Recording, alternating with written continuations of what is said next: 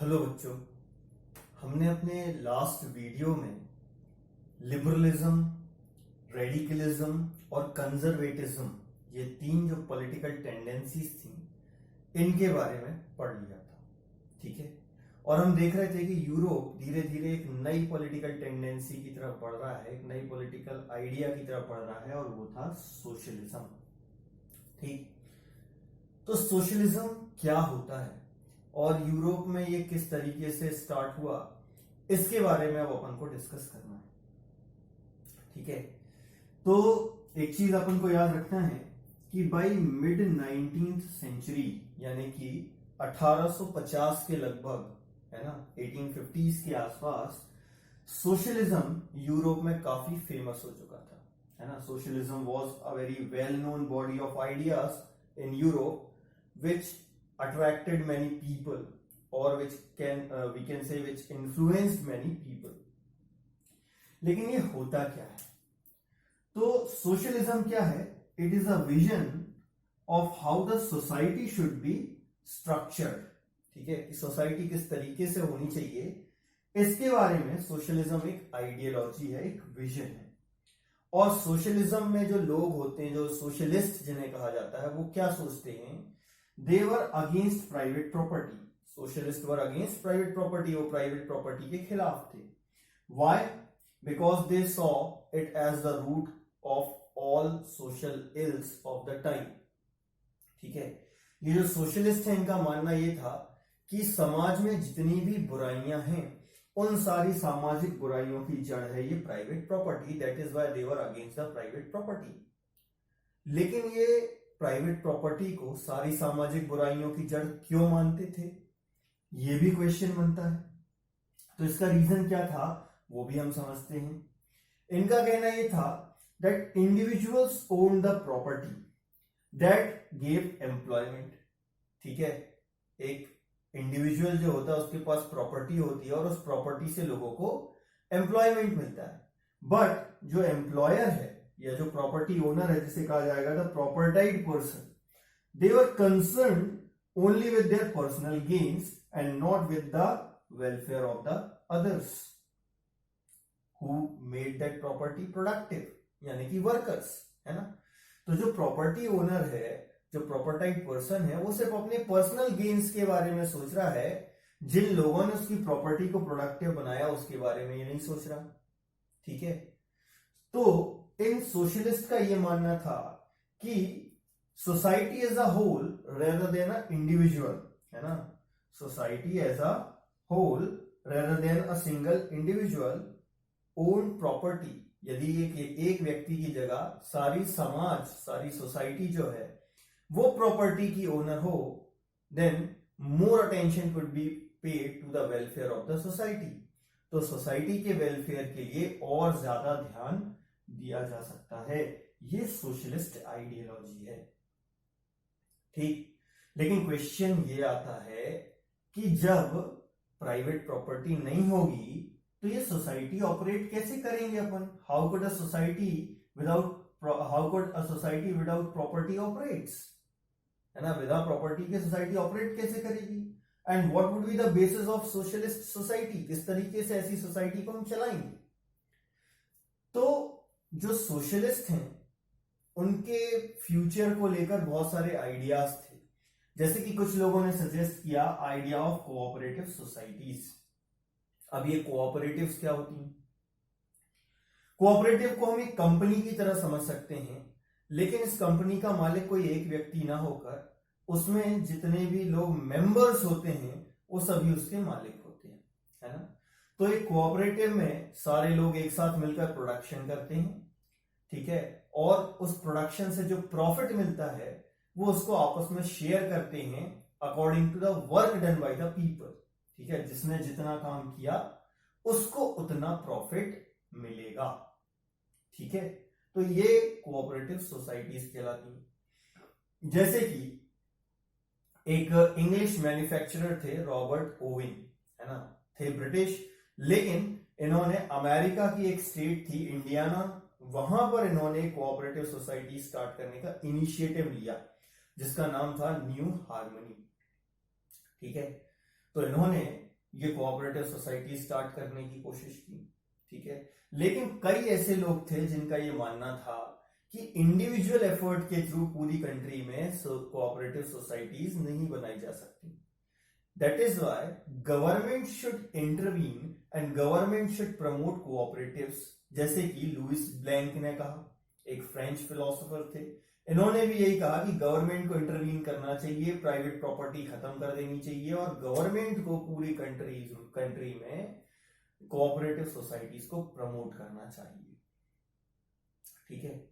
लेकिन इस socialist ideology को कार्ल मार्क्स और फ्रेडरिक एंजल्स ने थोड़ा और आगे बढ़ाया, ठीक है। Karl Marx and Friedrich Engels, इन्होंने सोशलिज्म में कुछ और नए आइडियाज ऐड किए। क्या आइडियाज ऐड किए?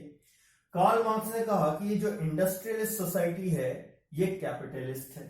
The industrial society is capitalist, ठीक है। और इन्होंने कहा ये जो कैपिटलिस्ट हैं, these capitalist own the capital invested in the factories. Factories में जो पैसा इन्वेस्टेड है वो किसका है? कैपिटलिस्ट का है। But the factory was made productive by the worker, है ना। तो जो प्रॉफिट है फैक्ट्री का या प्रॉफिट जो कैपिटलिस्ट का है वो किसने प्रोड्यूस किया? वर्कर्स ने।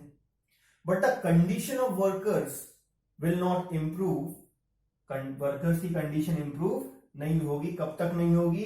As long as this profit was accumulated by the private capitalist alone. Worker की कंडीशन तब तक इंप्रूव नहीं होगी जब तक कि ये जो प्रॉफिट है ये प्राइवेट कैपिटलिस्ट अकेले के पास जमा होता रहेगा।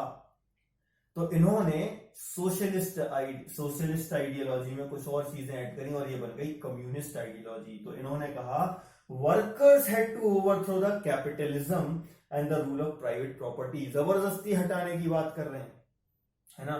तो workers had to overthrow the private property and workers had to overthrow the capitalism and rule of private property, ठीक है। और साथ ही साथ वो बोल रहे हैं दे हैड टू स्टैब्लिश और they have to construct a radically socialist society and this radically socialist society will be a communist society, ठीक है। और ये जो कम्युनिस्ट सोसाइटी है इसके लिए इनका ये मानना था कार्ल मार्क्स का कि workers will Triumph in this movement and they will be able to establish their own government and this socialist society is the society of future। ये कार्ल मार्क्स का सोचना था, ठीक है।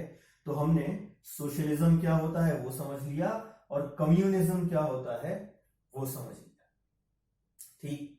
अब हम देखते हैं कि 1870s आते आते तक ये जो सोशलिस्ट ग्रुप्स हैं ये पूरे यूरोप में फैल जाते हैं और ये अपने एक्शंस को कोऑर्डिनेट करना चाहते हैं। They wanted to coordinate their actions. कौन कोऑर्डिनेट करना चाह रहे हैं? सारे के सारे सोशलिस्ट जो यूरोप की डिफरेंट डिफरेंट कंट्रीज में हैं। So to coordinate their actions they formulated और they established a international organization और इस इंटरनेशनल ऑर्गेनाइजेशन का नाम था सेकंड इंटरनेशनल, ठीक है।